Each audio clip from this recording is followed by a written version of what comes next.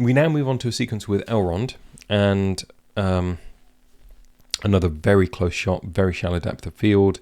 You know, we literally do have just a couple of letters in shot just here, and his quill. Interesting, they've actually made his fingers dirty with ink.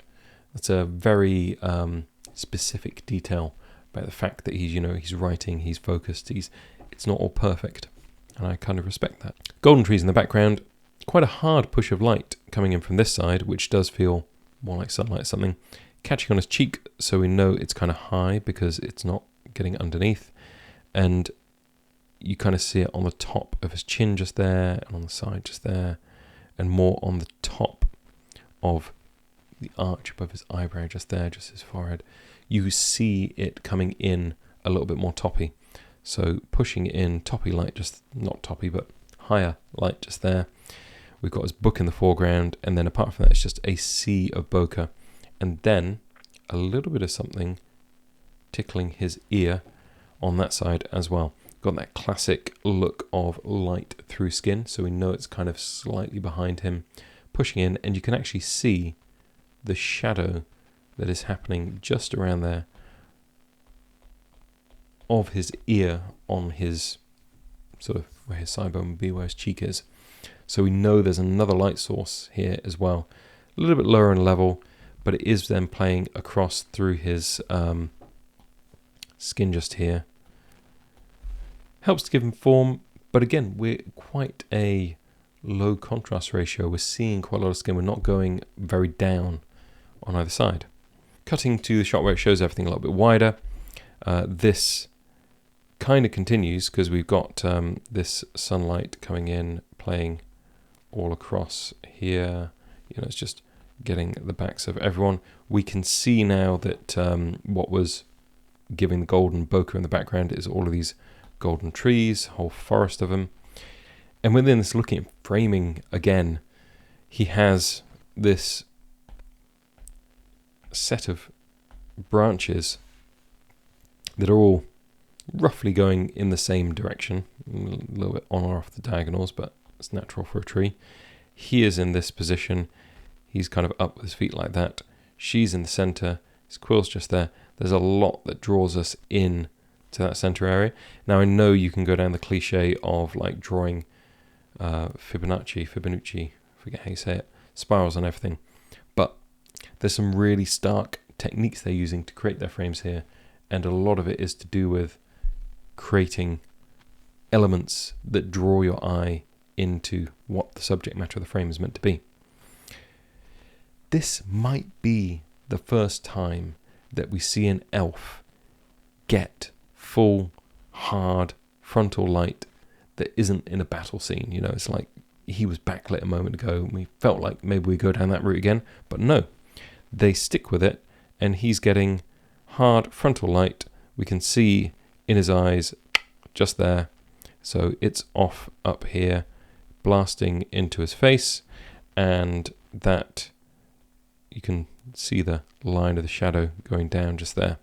That all just catches on his hair and across this side of him, across the tree. All of that is lit with this bright sunlight.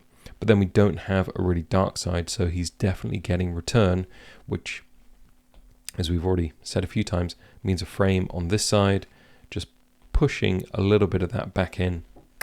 And if you are working with sunlight with something like this, you could have the sunlight there and you could just bring in a white bit of card, a bounce board. I don't have one to hand, I usually have some hanging around. But yeah, just bringing in a white something on the edge of frame will do a lot. It can make the difference between having a sky that holds and not. It can make the difference between a really ugly, harsh light from the sun on your talent and something which actually feels like it's wrapping around and feeling more natural, although natural isn't the thing. So yeah, the first elf that we have seen that got full direct sunlight. Watching the first episode, each of the different races got a different vibe for their lighting. So the elves were all magical and ethereal and backlit, makes sense, fine. And then we'll talk about the hobbits another time. we'll talk about the hobbits another time. This, with the men, is a little bit down, cloudy, feels more earthy than anything we've seen with the elves. So, cloudy shot, nothing to speak of here. Nice frame, leads them in, whatever. We then jump in to this sequence of people looking at them, kind of noticing them. So she's getting a push from this side, quite high up, and that could be light just finessed a little bit in so that she's a bit more defined. If you look at the skin just here and then you look at the stone, feels like she's reading just a tiny bit brighter than she would otherwise be. So I reckon just a bit of a push, a bit of extra something for her, maybe like an S360 through some diffusion, just to raise her up a bit. But apart from that, we're quite down. Next lady, I don't know, it just all of a sudden, it's sunlight, no rhyme or reason, and blue sky. Stuff like this, TV show, it's going to happen. But yeah, she's getting really hard sun. Bang. Didn't ask for it, but she got it. Bang. Hard sun. It's across everything. It's not a light they brought in. That's across the grass in the background. There's blue sky up here. So, yeah, continuity be damned. And then we're back into the cloudy down day. In the split second, it took her to look at him, and then her to look at him, and then to cut back to here, the sun has gone like a flash. Okay, this I love because we've got all of the foreground elements obscuring things, silhouettes, people down here just watching, looking at our two characters who are going to be walking through the frame just there. Apart from that, there's not much happening. The only thing which is giving this an element of contrast is the fact that we have all of this covered area and all of these silhouettes masking out certain areas of the frame. If this wasn't there, if you just had that, my goodness me, it would be flat. Look at their arms. You just got kind of flesh down the arms, no shape, no form. It is a much less interesting proposition to shoot that kind of flat look on everything, where everything, we could get a color picker and we could take values and look at the thatched roof and then look at their cloaks and then look at their armor and then look at the ground, and it's all going to be sitting in that same kind of zone. It doesn't have shape. It's not particularly inspiring visually. You can still tell a perfectly good story. You can still get the shot across. You can frame it nicely, but it just is one of the things that you strive to avoid as a director of photography a lot of the time is the flatness. So you're trying to guide the viewer's eye. You're trying to create contrast and shape. It doesn't always have to be beautiful, but often on a flat scene, it's harder to guide the viewer's eye, and that becomes the determining factor.